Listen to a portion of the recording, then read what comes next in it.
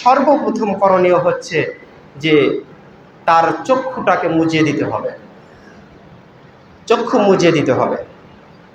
কি জন্য? মানুষ যখন মারা যায় তখন তার চক্ষু মুজিয়ে থাকে না। আর উম্মে সালামা রাদিয়াল্লাহু আনহা বলেন, দাখালা রাসূলুল্লাহ সাল্লাল্লাহু আলাইহি ওয়াসাল্লাম আলা আবি সালামা, একদা রাসূল সাল্লাল্লাহু আলাইহি ওয়াসাল্লাম আবি সালামার নিকটে উপস্থিত হইলেন। ওয়াকাদ শাক্কা বাসারাহু ফাগমাদাহু, তখন দেখলেন এই মৃত ব্যক্তির আবু সালামার চক্ষুগুলো খুলে রয়েছে। আল্লাহ রাসূল সাল্লাল্লাহু আলাইহি ওয়াসাল্লাম ফাগমাদাহু, চক্ষুগুলোকে মুজিয়ে দিলেন।